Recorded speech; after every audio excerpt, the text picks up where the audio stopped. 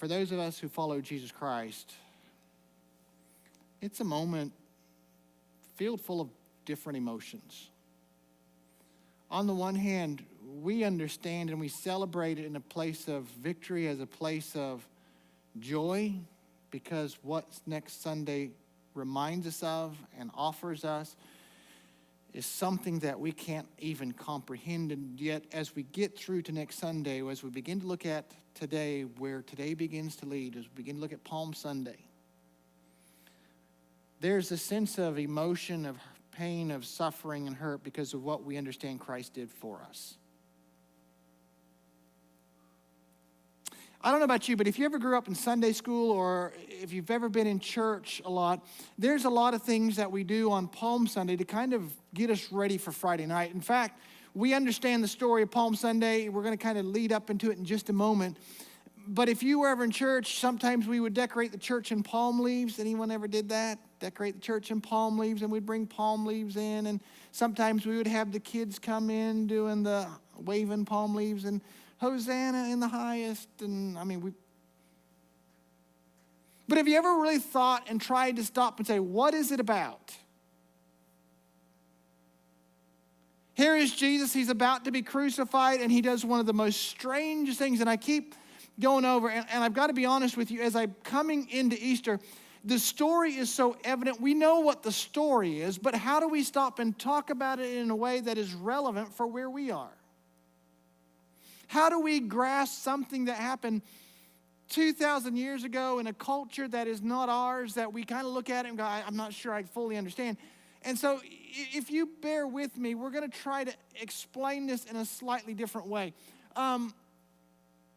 Anyone ever like to watch old cowboy movies? Okay, there's a couple of you.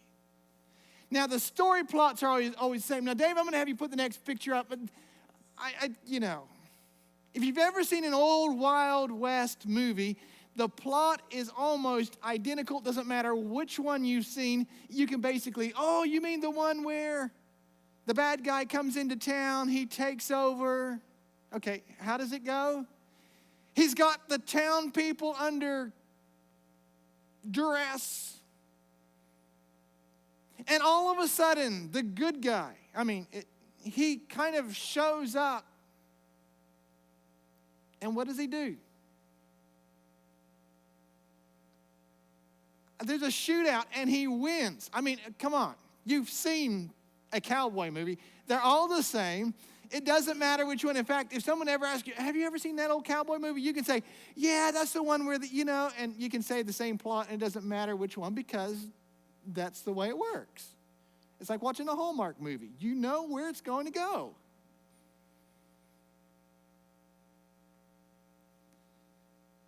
And so as we begin to understand Palm Sunday, probably one of the best things that we can understand, or the best way that we understand it, it's a little bit like looking at a old Western. It is that idea where the bad guy has come into town and has taken over and has caused pain and destruction, and the good guy is going to show up, and we know he's going to show up because we've seen the movie. And Palm Sunday is that moment when the good guy, in a sense, rides into town and says it's time for the shootout. Except as we come into Palm Sunday, what is being offered is more than just a town under duress. It's more than just its citizens being put under pressure. It's more than just simply, hey, there's a bad baron who's, he's robbing the people. This is something that is so much more serious and devastating. In order for us to understand the story of Palm Sunday, we have to go back to the beginning. If you grew up in Sunday school, you know the story, but so just kind of follow along with me. But we all know it started with a man by the name of Adam and a woman by the name of Eve. God created them. He walked with them. He talked with them. He stuck them in a special garden and said, man, you guys, you are the best things I ever created, and I love you, and you're like my children. In order to show that you love me, would you just do one thing? I'm not asking anything of you but one single command. Don't eat of a certain tree. The simplicity of that command. Now, in the garden, there were trees of all sorts. It's not that they were hungry. It's not that they needed. It's not that they lacked.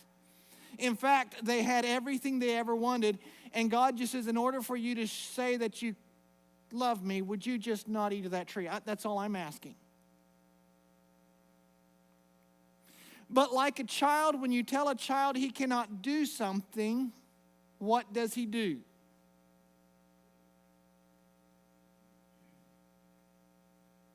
I'll let you in on a secret. There's been several times my wife has said, we need to get a little bit healthier and we should probably cut back a little bit of our sugar intake. I cannot want to have sugar at all until the moment you say, we need to cut back the sugar intake. And then you know what I want? I want every chocolate chip cookie. I want ice cream. I want cake. It doesn't matter. You see, we have this thing that is inbuilt within us. At the moment we say we cannot have, we desire. Adam and Eve were no different than we are. They looked at it and they said, we don't like the fact that God is telling us we can't do something. We don't know whether he's trying to hold us back from something. We don't know if there's something so special about this that he's trying to keep it for himself. And guess what they did? They ate of the tree. In that moment, mankind changed forever. Humankind changed forever. God says, for in the day that you eat of that tree, our relationship is broken. In fact, the term he used, for in the day that you shall eat of that tree, you shall surely die. He wasn't talking about just physical death. He was talking about that relationship between them and him. You see, that moment set off a series of events that has changed our lives forever. It introduced the bad guy into our story plot.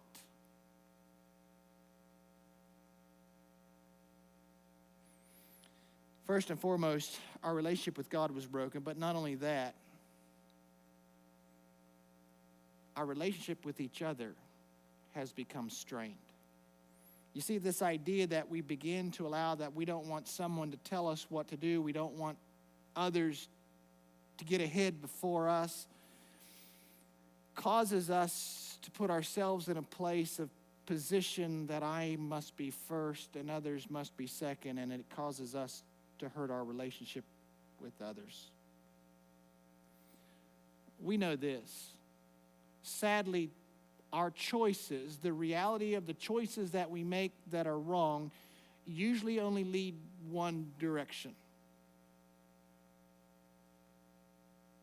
When the bad guy shows up in town, things don't get better, they get worse. Pain, suffering, and ultimately, Jesus says, or God tells us, that sin leads to death. In Romans chapter 5, verse 12, Paul puts it like this. He says this, when Adam sinned, sin entered into the world. Adam's sin brought death, so death spread to everyone because everyone sins. But God didn't design us, and he didn't want to come. It wasn't the fact that he looked and he said, look, I need to find a way to punish you. It's not that sin or that broken relationship is a punishment from God. It's just what sin does. It's what poor choices, it's what bad behavior does.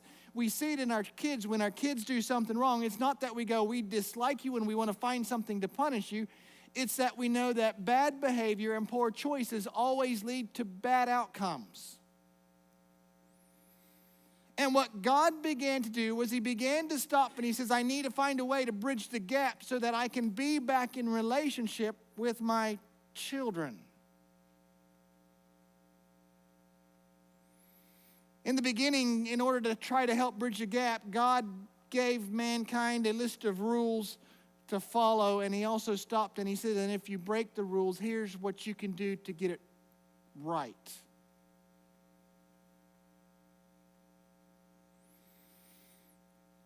The only problem is the list of rules that God gave were hard to keep.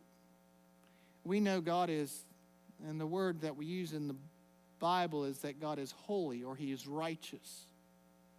Another way we could say this is that God is perfect. And we just are not. Sometimes we kind of have a feeling like I might be. I think I am sometimes. But there's always this spot where we find ourselves back into a place where we know that we are going to have to pay for poor choices that we made and that we continue to make. The way that God set it up in order to try to cause or try to help them understand that these poor choices were going to have bad consequences. The reality is, he says this, in order to fulfill my requirements or to get it right, here's what I want you to do. I want you to take an innocent animal and I want you to slaughter it. I want you to see that poor choices always causes death, and death of the innocent. It was a horrible, it was an awful, it was a situation that was not good for anyone.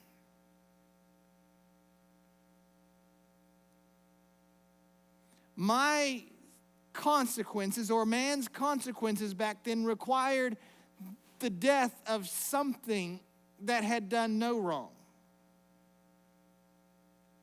The innocent always pays for the guilty, don't they? I mean, it's still that way today.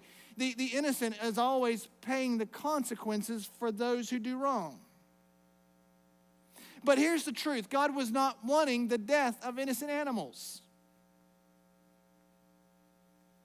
What he was desiring was for people to have a broken heart and a changed life. I want to read to you just 4 verses. We're not going to look at many verses today, but I do want to stop and understand, as we get through this system, God set up this system, but at the same time, he was saying, this is not what I desire. This is not what I want. I am not wanting a bunch of dead animals and blood spilled everywhere. That's not the point. In fact, he tells us in Psalms 51, David says this: the sacrifice you desire is a broken spirit. You will not reject a broken and repentant heart, O God. It's not the dead animal. You want me to be the sacrifice.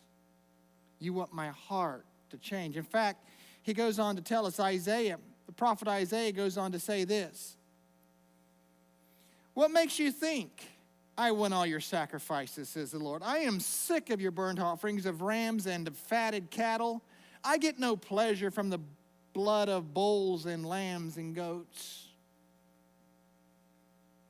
Isaiah the prophet was saying, look, this is getting ridiculous. I set this moment up God set this moment up not so that he could take pleasure in dead animals. It was supposed to cause you to think. It was supposed to cause you to get to a place that says your wrong behavior, your bad behavior leads to the death of the innocent. Jesus went on to say in Matthew chapter 9, he goes on to say this. Then he added, now go and learn the meaning of the scripture. I want you to show mercy, not offer sacrifices. But in the end, we all know the reality. It's easier to kill an innocent animal than it is sometimes to change our behavior.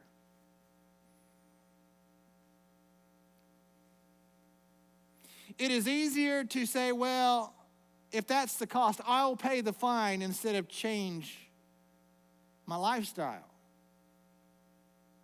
If I can get a get out of jail card free, and the way they begin to see it is well, I'll just live however I want, and we'll just do the sacrifice. We'll just do the sacrifice. Okay, so we break God's command. We'll just do the sacrifice. And so over the centuries, countless numbers of innocent animals were slaughtered and bad behavior continued.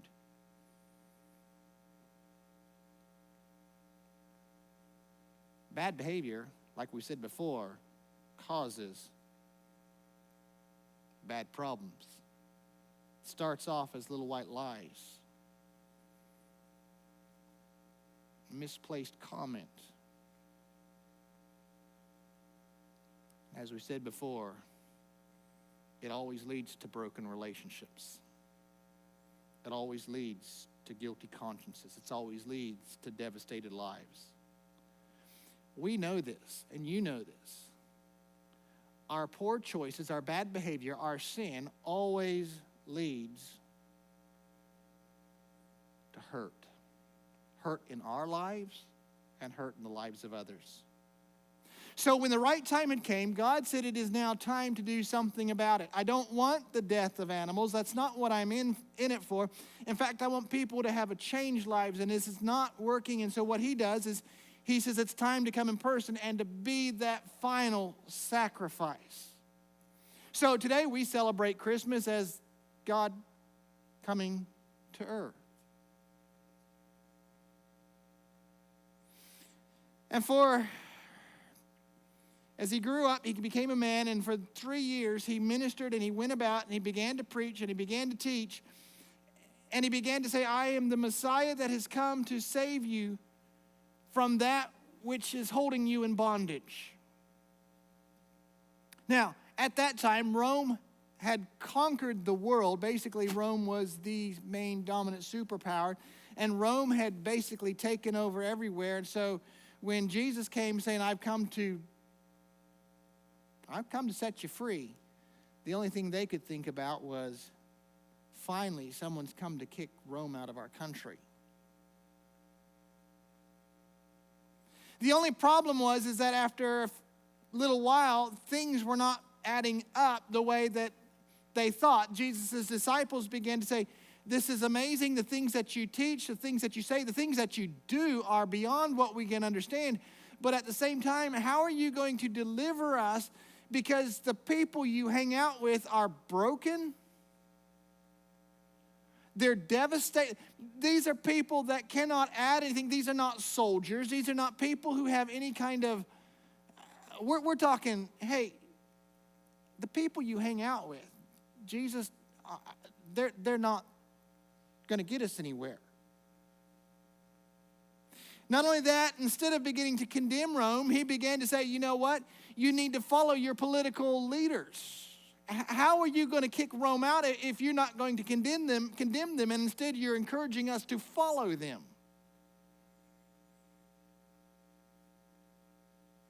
He would refuse to pick up a sword. How are you going to get Rome out if you're not going to stop in and even defend yourself? And then to make it all really weird is that after a certain amount of time, he began to say things like this: I am going to be your sacrifice, and if you are wanting to be set free, you're going to have to somehow partake in this sacrifice.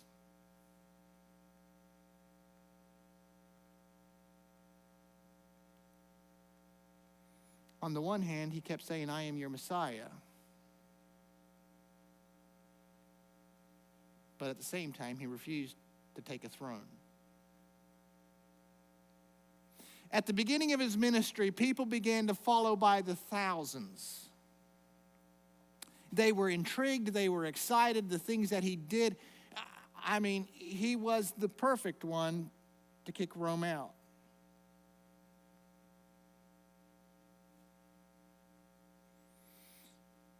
But as his ministry began to get farther on and getting closer to the 3-year period, things were just getting more complicated.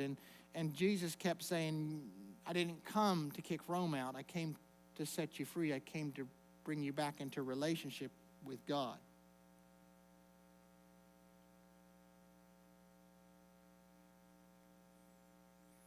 I'm getting ready to die. Now you must be prepared for your Messiah to die. Things began to get complicated. And the once large crowds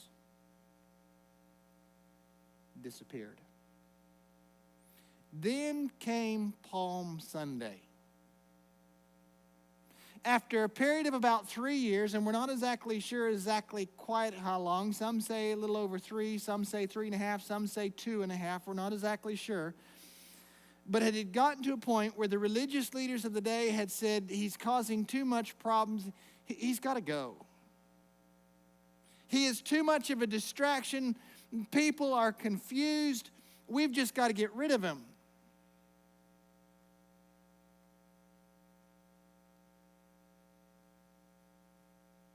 So Jesus' disciples had gotten to a place and a point where they spent a lot of their time trying, in a sense, in their mind, to protect him, to keep him out of harm's way, to stop and keep him out of the spotlight. When all of a sudden, Jesus says, guys, it is time to declare victory. It's time to take my throne. And I'm going to stop and I'm going to call you now, guys. It's time to say, it's finished. We're going to get there. Let's do it. Let's take our throne. Now, when in every great general, we're just going to kind of hold on because it's a strange spot the disciples find themselves. Because at the one hand, here is Jesus saying, hey, it's time to declare victory, when the crowds that had followed had stopped following, and the disciples are now in a point of saying, how do we protect them? How do we keep them out of the spotlight? Where Jesus is saying it's time to get back into the spotlight. It is time to take our throne. Now, when victory is declared by any great general today, most often, they've got to do a good photo shoot. You got to stand on the back of a tank with your flags waving behind you. You got to stand on a big battleship. You got to do something to say, it is finished. We declare victory. It is now ours, right? This is something that has been done throughout all time. And in fact, back in this day, when a great general or a great leader would win a battle, he would ride into town with a great big horse at the front of a parade saying, you belong to us. We take authority. You are now under our flag. And if the people liked it, you know what they would do? They would grab palm branches or whatever, and they would throw them down in front of the general and say, we support you. We're yours. We follow. And so Jesus on this day says, guys, it is time to claim victory. We need the big white horse. This is the moment when the good guy shows up in town, when the bad guy has been harassing the citizens, and the citizens can take it no longer. The cowboy rides in on his big white horse and says, don't worry, I've got it. I'm going to finish it. No longer will the bad guy harass you and keep you under bondage. The only thing is that Jesus says this, guys, go get my stallion. You're going to find him in the next little town. And Dave, could you put that picture up for me? Okay. It's a donkey. I'm going to claim victory. I'm going to tell you it is time to take a throne. Now go grab a donkey and we're going to ride into town on a donkey. Think about it.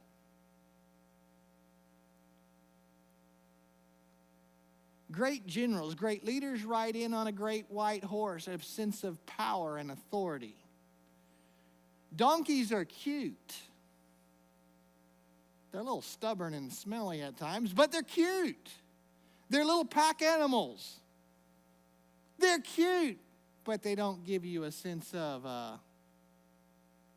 dominance, do they? And Jesus says we're going to claim our throne by coming into town riding a donkey. Jesus begins to tell us, it is time for me to take my throne. Palm Sunday is the day when Jesus stops and says, it is time to declare there is help coming for what has kept you in bondage for so long. And you thought it was Rome, and no, it is not. You see, we get caught up today on so many things. We get caught up today thinking that somehow if the right political party gets in, we'll be free. If the right rules and the regulations are set up, we'll be free. If I have the right husband, the right wife, if I get the right, I don't know, if I can do the right job, we put all sorts of things in there, don't we? If I can just get this bill paid off, I will be free. And Jesus keeps saying, no, you're not. That's not what holds you into bondage. That's not what is holding you back. That's not what is allowing you to put your head on your pillow at night and go to sleep. There's something that lies deep within the heart that we all know is not right, that holds us back, that hurts our relationships, and it keeps us kind of broken. And Jesus, what Palm Sundays is Jesus coming in saying, I'm coming to declare that there is help that has come. It's over. It's done. I'm claiming authority. And in fact, what Jesus is doing on Palm Sunday is claiming his throne.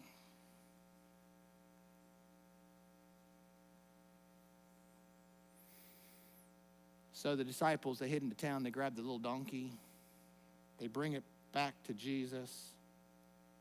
Jesus gets in and they begin to ride into Jerusalem. And as they begin to ride into Jerusalem, and by the way, for those of you who come to the Sunday morning life group, we're going to get to this in just a couple weeks. I was going to say, I was hoping to get to it by next week. I'm going to blame it on Barry. Barry's holding us back.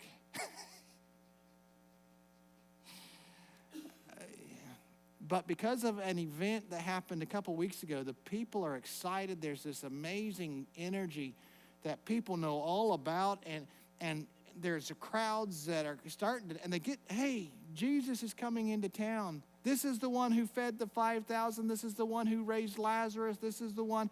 And there's so much excitement that people get caught up in the moment and they tear down their palm branches. And guess what they do? They throw them in front of Jesus. They take off their outer cloaks and they throw them in front of the donkey, and the donkey rides over them, and they begin to cry out, Hosanna to the King. Glory in the highest. King of all kings. And they get carried away and Jesus says, don't worry, you're right. Hold on, that's what I'm claiming.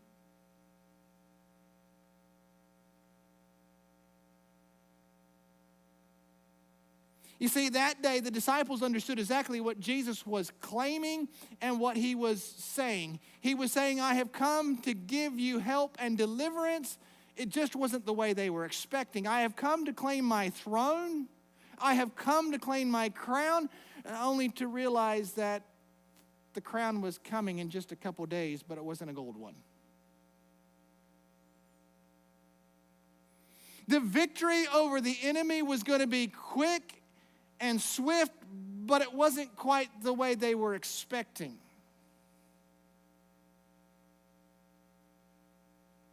He began to say, now it is time for you to make a decision. Who are you going to follow? Who is going to be your king? He says, I am the king, or I want to be your Messiah. I want to be your Savior. I want to be the cowboy that rides in, and you need to follow, because if you're going to get through this, you're going to need to follow. But I didn't come to reign over Israel. I came to rule over everything. I didn't come to set up a kingdom with boundaries. I came to set up a kingdom that has no boundaries. I came to claim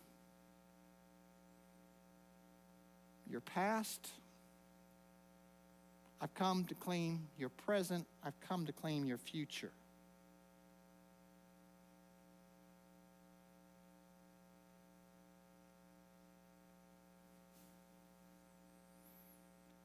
I come to give you hope, to say there is now no longer a need to kill innocent animals.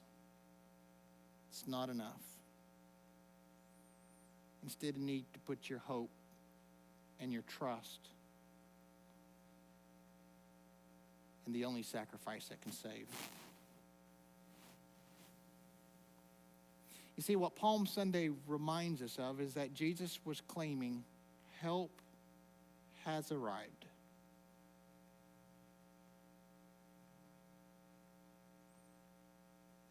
It's come. He's come to take his throne. Look, we're going to get to Friday, on Friday. We're going to get to Easter next Sunday. But at this moment, Jesus is setting it up, and he knows where it's all leading, but he's stopping to say this: victory is mine. I'm going to finish it. It is my throne. And you need to make a decision.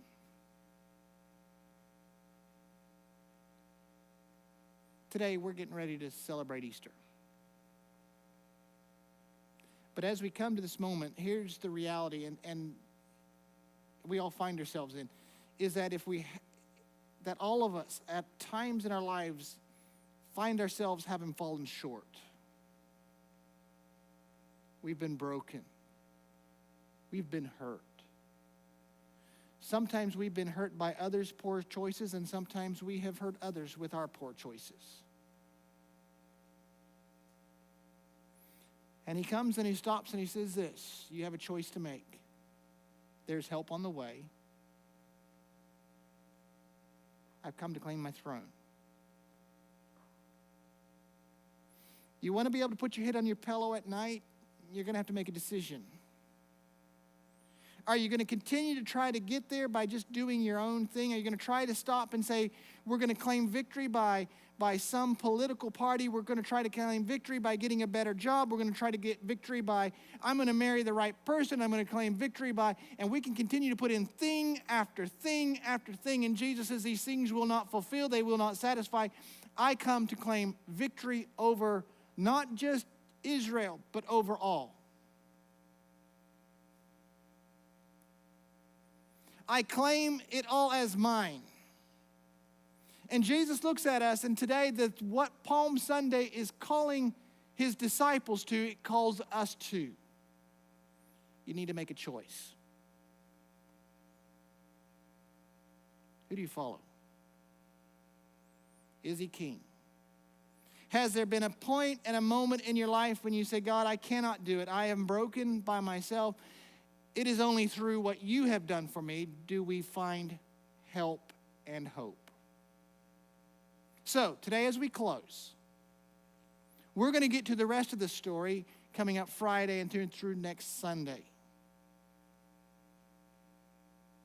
But today I want you to begin to think of Palm Sunday as the cowboy that has ridden in saying, I am the sheriff, and I come to declare that there is hope, that the bad guy will not gain victory. It is finished. There is about to be a shootout, and you already know who's going to win because the bad guy cannot win.